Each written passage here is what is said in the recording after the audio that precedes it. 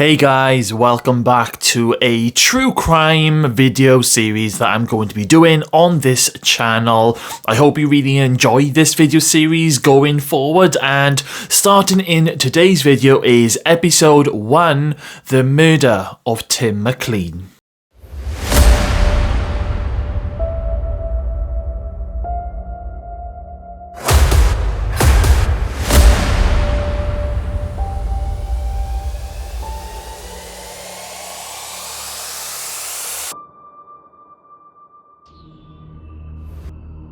Hey everyone, welcome back to the channel. Today I have an intriguing and tragic and horrifying story to share with you. A real life incident that shocked the nation and sent shockwaves through the entire world. This is a truly horrifying case that has really stuck with me over the years. It's one of those crime cases that just doesn't seem real. So get ready as I delve into the chilling details of the killing of Tim McLean, and just a bit of a warning here guys, I will be discussing some very upsetting, disturbing and truly graphic things from this case. Who was Tim McLean? Well, Tim McLean was a 22-year-old Canadian citizen from Winnipeg, Manitoba.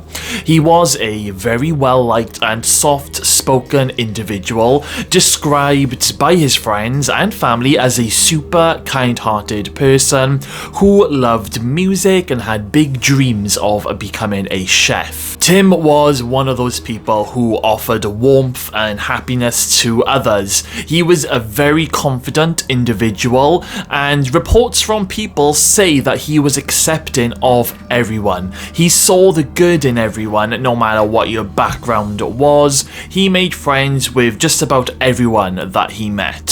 Now, Tim really enjoyed traveling and meeting new people and making new connections. Now, Tim, he was a carnival worker who often worked away, and on the 30th of July 2008, after having a big night out with friends after finishing one of his shifts at the carnival, Tim boarded a Greyhound bus numbered 1170.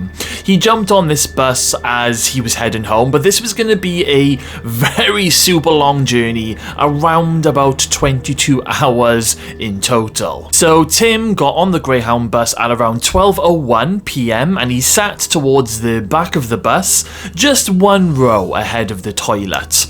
Now Tim, he sat down, put in his headphones, he just zoned out while he was starting this very long journey home. Now I don't know about you guys, but I love a long coach journey. It's one of the few places where I can literally just do nothing. Zone out, read a book, read a magazine, and just not worry about anything for a couple of hours. The last thing that you think of is being unsafe on the bus, and this would have been the same for Tim. Remember, he did travel a lot, so he had no idea about the horror that was going to happen to him on this bus. At around 6:55 PM, a man got on the bus called Vince Lee. Now it's worth pointing out that before Vince boarded the same bus as Tim, Vince had been on a separate coach the day before, but for some very strange reason, Vince decided to get off that bus at Erickson, Manitoba, even though this was nowhere near Vince's stop. So Vince, he basically got off the previous bus at Erickson and then he just sat on this bench on his own. He had no idea when the next bus was coming, but witnesses who saw Vince sitting on this bench said that he was just sitting there in an upright position and his eyes were just staring at people, like staring into space wide open. One witness even saw him sitting there in this upright position at 3 AM in the morning. Yes, Vince stayed sitting on this bench overnight until the very next day. Now, the next day, before Vince boarded the 1170 bus, Vince ended up selling his very brand new laptop to a boy who was passing for $60. Now, it's reported that Vince Lee was suffering with schizophrenia and, he was diagnosed with it. However, he was not taking his medication and he was clearly very, very unwell. So, at 6:55 p.m, Vince boarded the 1170 coach, and Vince sat near the front of the bus initially. Nobody was aware of anything strange with Vince, and the bus then had a quick rest stop, and Vince apparently got off the bus for a quick cigarette. When he came back onto the bus, this is when Vince decided not to sit at the front, but towards the back. When Vince was walking up the bus, he was looking and checking out all of the other passengers who were sitting down. And when Vince saw Tim sitting there on his own towards the back of the bus, Tim looked over and they both made eye contact, and apparently, according to certain reports, Tim smiled at Vince because, you know, Tim was just a really nice guy who enjoys making friends with anyone. So Vince ended up sitting down in the seat next to Tim, and Tim continued to have his headphones in, just chilling and trying to get some sleep, not knowing what was about to happen. Now this actually creeps me out just a little bit because we've all been there. We've all been on a bus where it might be full and overcrowded and some stranger comes and sits in the seat next to you.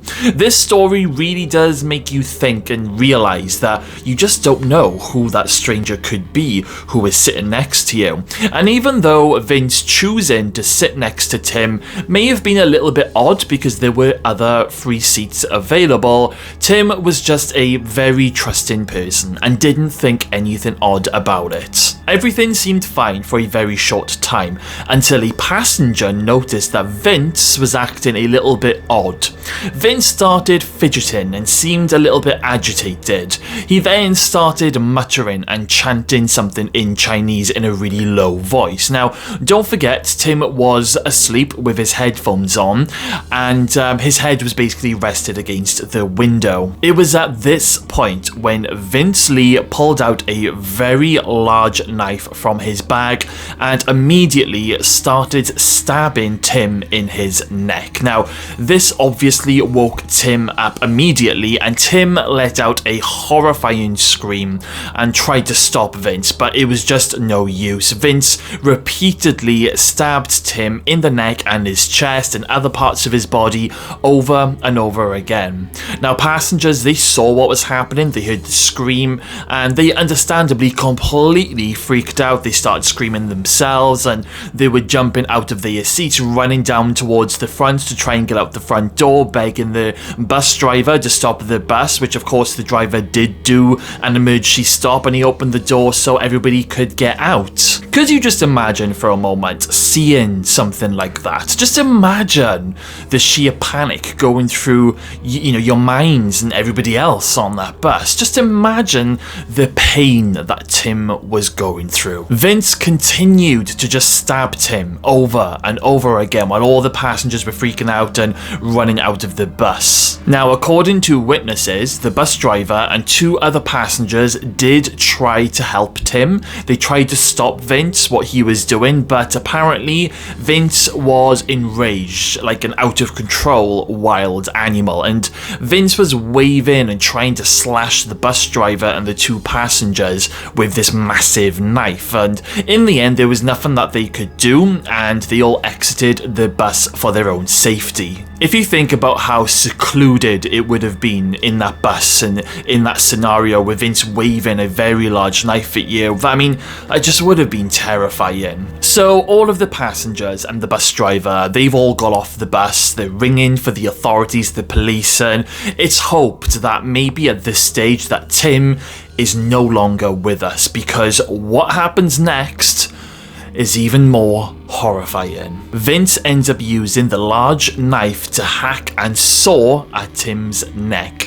Ultimately, he ends up decapitating Tim. Vince then stands up at the window with his knife in one hand and Tim's head in the other, displaying all of this to the other passengers outside of the bus. Now, this caused passengers to faint, some passengers were vomiting, there were even teenager passengers trying to film with their cell phones, there were children witnessing and crying what they were seeing. Now, I bet some of you are pretty much gasping right now, especially if this is the first time you have heard this case, but can you even begin to imagine being there, helpless to do anything, seeing what they were seeing, and all you could do was just wait for the authorities to arrive. Now, there is a guy called Chris Alguaya, I think I've said that name right. He was passing in his truck and he stopped to see what was happening, and he ended up helping the bus driver and the passengers to make sure that Vince didn't come out of the bus until the authorities had arrived, because there was a moment where Vince tried to get out of the bus, or it seemed that that's what he was going to do. He's going to try and escape, but the driver and the trucker, they managed to lock the door, and the bus driver was able to immobilize the bus, something at the back of the bus, like a button that he could press, so the bus couldn't be driven away. Vince then continued to pace up and down the bus with Tim's head in his hand, showing it off to everyone outside of the bus like it was some sort of sick trophy. Now, the authorities, they were on their way, but they were nowhere near the bus, and it was going to be some time before they arrived on the scene. So all everyone could do outside of the bus is watch in horror and make sure that Vince didn't try and get out of the bus, because who's to say that he wouldn't do the same to them? Things then get even worse, because Vince proceeds to cut open Tim's chest, and one by one, Vince starts to remove Tim's organs. This includes his heart, his liver, his lungs, and also his intestines. Now, this might sound like something from a horror movie, but this was real. This is real life here now. And Vince then decided to get all of Tim's organs and place them over the seats of the bus, and stretched out Tim's organs. And the whole time this is happening, guys, the passengers, they're outside and they're watching all of this. Vince then proceeds to remove both of Tim's eyeballs, and he eats both of his eyes in front of everyone. He then starts eating Tim's heart, and he ends up eating about a third of it, I believe. He then proceeds to cut off Tim's nose and his ears from Tim's decapitated head. He then starts to sniff parts of Tim's body, and he also licks blood from Tim's own fingers. At around about 9 PM, the authorities finally arrive on the scene with Vince still on the bus. It must have felt like forever for those poor passengers, the bus driver, the truck driver, and anyone else who was waiting and witnessing everything. It must have felt so long. The police tried to reason with Vince, but Vince wasn't having any of it. There was just no reasoning with him, and Vince continued to dissect and eat part of Tim's body in front of the authorities. Hours later, at around 1:30 AM, Vince decided to smash one of the windows on the bus and try to make a run for it. However, he was very quickly tasered by the authorities, handcuffed and arrested and taken away. When Vince was searched by the authorities, Tim's ear, nose and tongue, and I believe a little bit of his mouth, was found in Vince's pockets. On the bus, other parts of Tim's body was found in plastic bags scattered around of what was left of Tim's body, but of course, Tim's eyes and most of his heart was never found due to Vince Lee eating them. Now, the night where the authorities arrived at the bus, there was obviously huge and massive news coverage on TV and on the radio.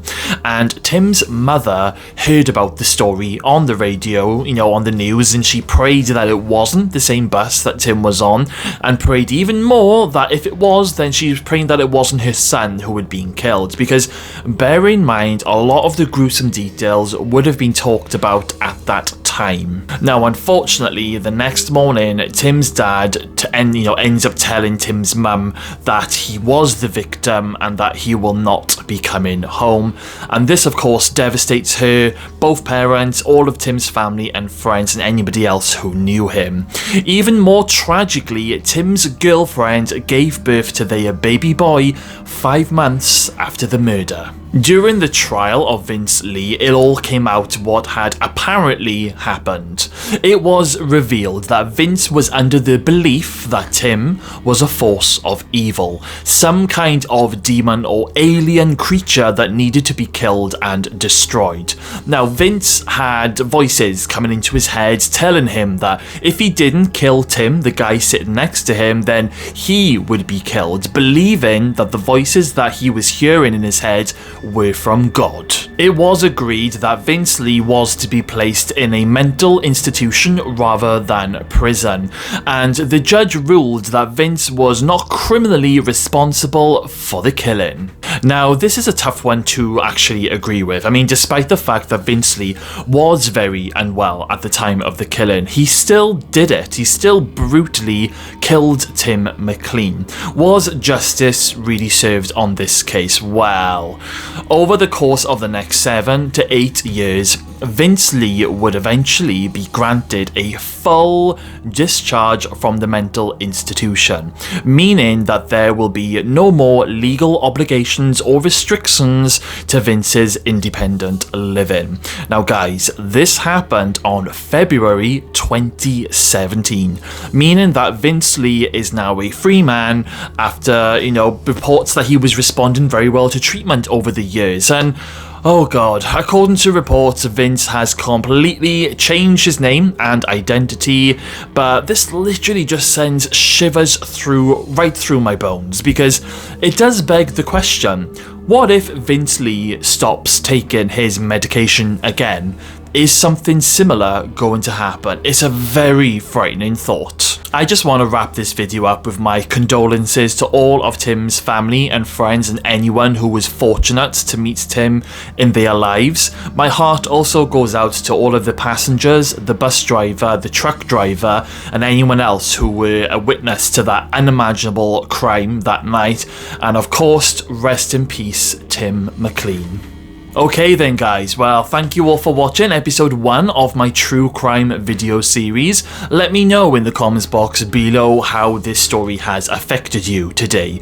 Was, today the first time you had heard this case, or do you remember hearing about it back in 2008 when it happened? Let me know everything guys in the comments box below. Okay then, well, thank you all for watching guys. Make sure you hit that like and subscribe button. Stay safe out there, and I will see you all again very, very soon. Thank you all for watching my video today. Be sure to like, share and subscribe to the channel, and don't forget to check out some of my other videos. Thank you everyone.